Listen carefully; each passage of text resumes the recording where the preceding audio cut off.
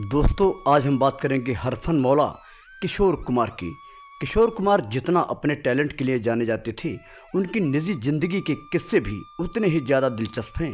Acting और singing में अपने लाजवाब अंदाज के लिए पहचाने जाने वाले किशोर दा तब तक कोई काम नहीं किया करते थे जब तक कि उन्हें पैसा मिल नहीं जाता था। अगर किसी ने आधा पैसा दिया तो वो आधा काम करते थे। उनके इस अक्खर स्वभाव के कारण कई फिल्म निर्माता उनके साथ काम करने में हिचकिचाते थे। ज़्यादा लोग मिलने घर ना आए, इसलिए सबको डराने के लिए घर में हड्डियां और खोपड़ी लगवाई थी। किशोर कुमार का जन्म 4 अगस्त 1929 को मध्य प्रदेश के खंडवा में हुआ। बचपन में उनका नाम आभास कुमार गांगुली था, लेकिन बाद में उन्होंने अपना नाम बदलकर किशोर कुमार रख लिया। फिल्म आराधना राजेश खन्ना के लिए पहला बड़ा ब्रेक था। फिल्म के संगीत पर काम चल रहा था। एस.डी. बर्मन फिल्म के संगीतकार थे और उनके ही बेटे R D. Burman assistant music director थे। तय हुआ राजेश खन्ना का एंट्री सॉन्ग किशोर कुमार से गवाया जाए। एस.डी. बर्मन और शक्ति सामंत ने किशोर कुमार से बात की, धुन सुनाई। किशोर दा अपनी अजीब शर्तों के लिए जाने जाते थे। उन्हें जब पता चला कि फिल्म में कोई नया हीरो है तो वे अड़ गए। किशोर दा ने एस.डी. बर्मन से कहा, गाना तो तभी गाऊंगा जब हीरो को देख लूँगा, उससे बात कर लूँगा। बर्मन दा ने कहा, ऐसा क्यों? किशोर दा ने जवाब दिया, मैं नहीं चाहता किसी अरे गहरे एक्टर के लिए गाता फिरूं। मामला उलझ गया। किशोर दा बड़े स्टार थे तो उनका कहा टाला भी नहीं जा सकता था। तय किया गया। राजेश को इंटरव्यू के लिए किशोर दा के पास भेजा गया। शक्ति सामंत और बर्मन दा ने राजेश खन्ना को समझा बुझाकर किशोर दा के घर भेज दिया। अब राजेश खन्ना और किशोर कुमार पहली बार आमने सामने थे। आधा घंटा बीत गया।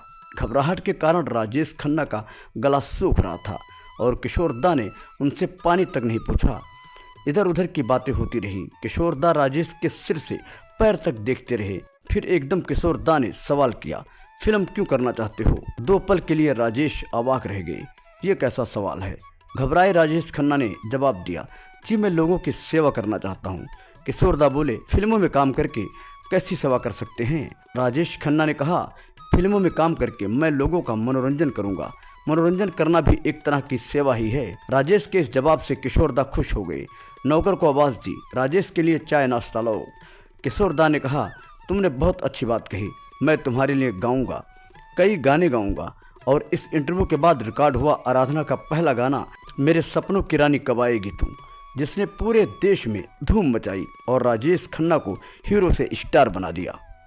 किशोर दा को लाइमलाइट में रहना और मीडिया अटेंशन पाना बिल्कुल पसंद नहीं था। वह एकांत में समय बिताना पसंद करते थे और इंटरव्यू देने से नफरत करते थे।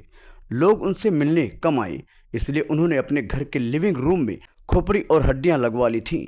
साथ ही कमरे में रेड लाइट लगा रखी थी। खास बात तो यह है कि खुद किशोर दा हॉरर फिल्म देखने से डरते थे।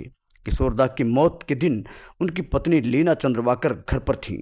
13 अक्टूबर 1987 की सुबह जब वो उन्हें उठाई तो देखा चेहरे का रंग उतरा हुआ था। वो घबराकर जैसे ही पास पहुंची तो किशोर दा ने तुरंत आंखें खोली और कहा, क्या तुम डर गई? आज मेरी छुट्टी है। किशोर कुमार जानबूझकर पत्नी को डराने के लिए सांस रोक कर लेटे थे। उस दिन उनकी कई मीटिंग्स थी जो घर पर ही होने वाली थी। लंच करते हुए उन्होंने पत्नी से कहा, आज मैं film river of the return देखूंगा। कुछ समय बाद पत्नी लीना ने सुना कि किशोर दा दूसरे कमरे में कुछ फर्नीचर खिसकाकर उनकी जगह बदल रहे हैं। जब वो देखने पहुंची तो वो बिस्तर पर गिरे हुए थे। लीना को देखकर उन्होंने कहा, मुझे बहुत कमजोरी लग रही है। लीना डॉक्टर बुलाने के लिए जैसे ही भागते हुए टेलीफोन के करीब गई तो उन्होंने गुस्से में रोक दिया और कहा, अगर तुम डॉक्टर को बुलाओगी तो मुझे हार्ट अटैक आ जाएगा। लीना को लगा कि वो मजाक कर रहे हैं, लेकिन कुछ पलों के बाद ही उनके दिल की धड़कनें हमेशा के लिए रुक गई। तो दोस्तों, आज के वीडियो में बस इतना। फिर मिलेंगे नई वीडियो में नई कहानी के साथ।